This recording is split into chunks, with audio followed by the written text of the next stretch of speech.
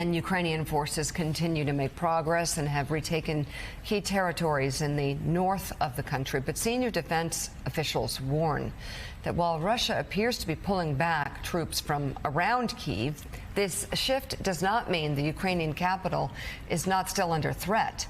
Officials believe the Russian troops are being refitted, resupplied, and possibly reinforced with additional manpower, and will then be repositioned around Ukraine to continue fighting elsewhere. Defense officials assess troops will be moved to the eastern part of the country in the Donbass region, although the move has not begun yet.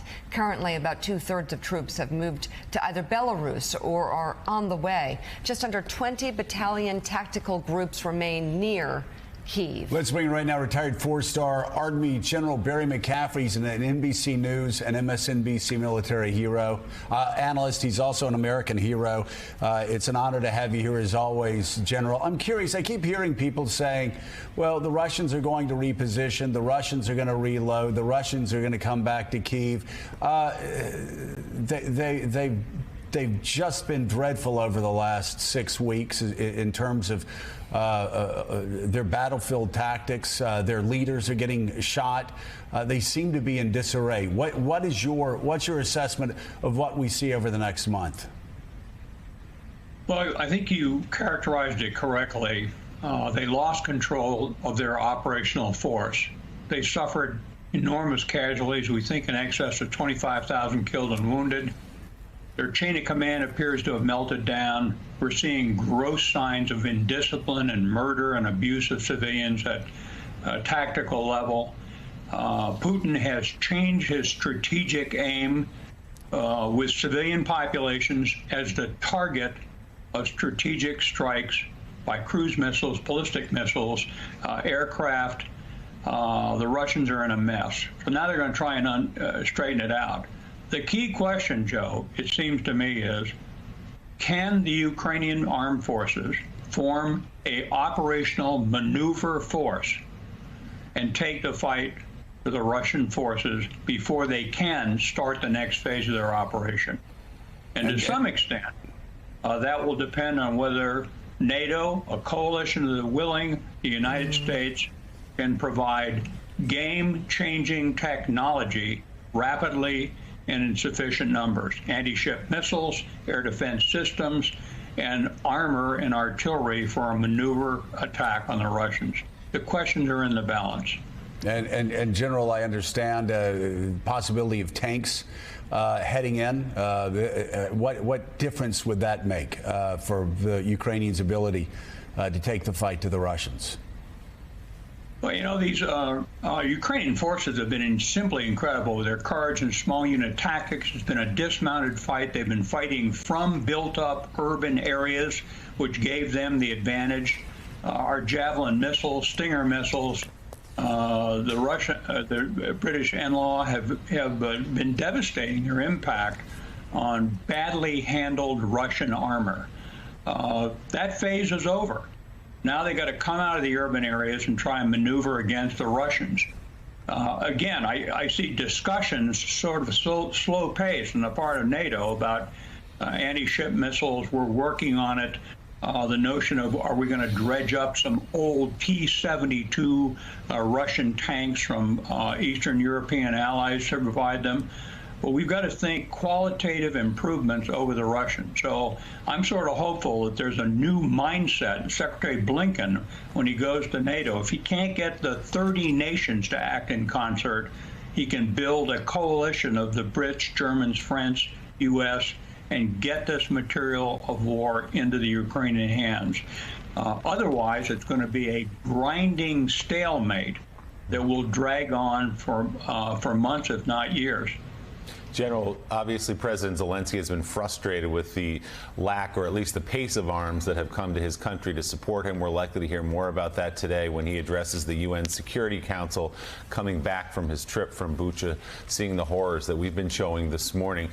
And yet President Biden, the United States, is saying, we've pledged and given more than $2 billion worth of support, another $300 million pledged just the other day. So can you talk a little bit, as a military general, just talk about the logistics of getting that material into the country and why it does feel, at least from the Ukrainian side, to be moving slower than they would like it?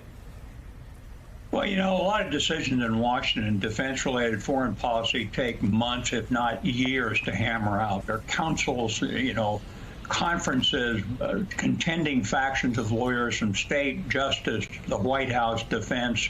They've got to break through this process.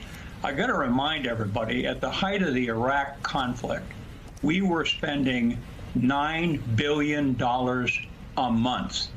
So the level of support coming out of NATO nations and the United States is still immeasurably lower than anything we've seen in the last 20 years.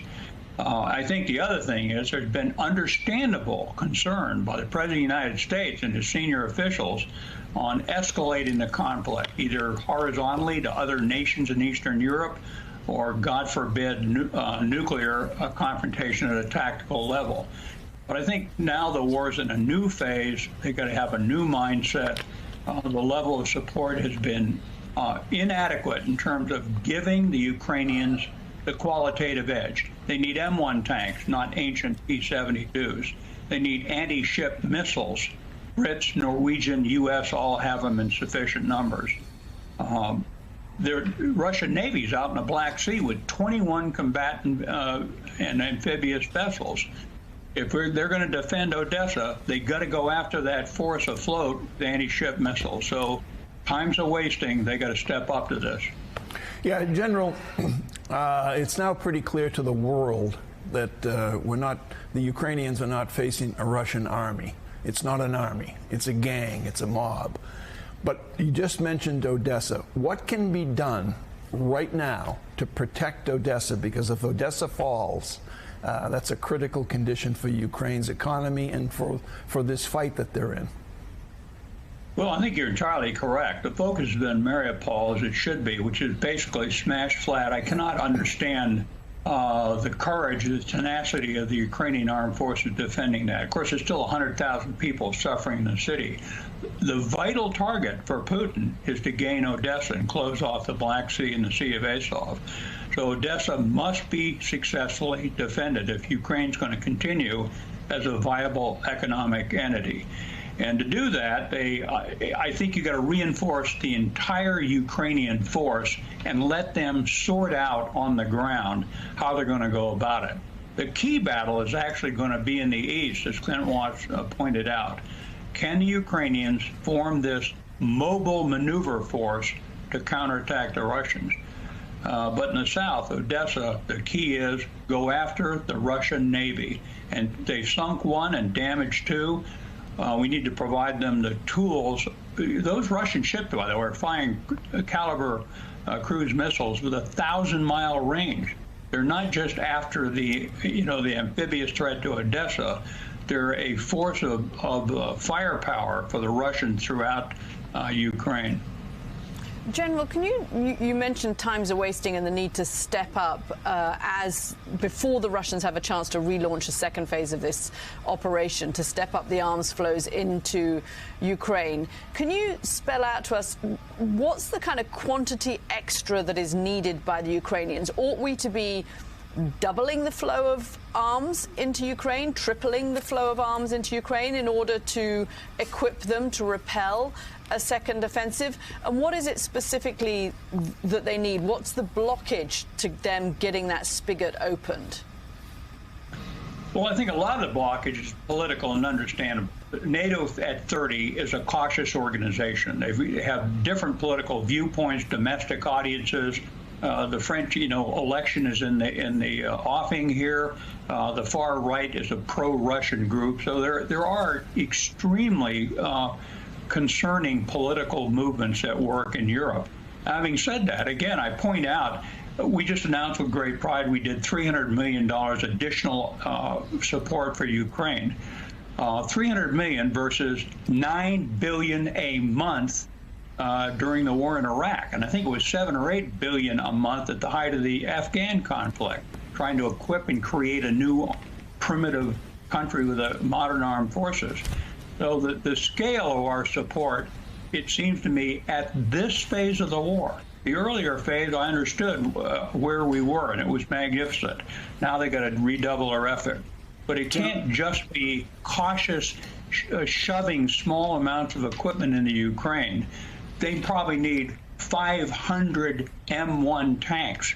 We've got 3,000. We can do that. Anti-ship missiles. The Brits have got to not be working on it. They've got to get those anti-ship missiles into the fight. I noticed Admiral Kirby yesterday called them coastal defense missiles. So we're still wrapped up in defensive versus offensive tactical operations. That's nonsense. I've seen a lot of people killed. It was never apparent whether it was a defensive or offensive system that caused the casualties. We got to move out. Hey, thanks so much for watching our YouTube channel. You can follow up on today's top stories and breaking news, or catch up on your favorite MSNBC shows all in one place. Download the NBC News app today.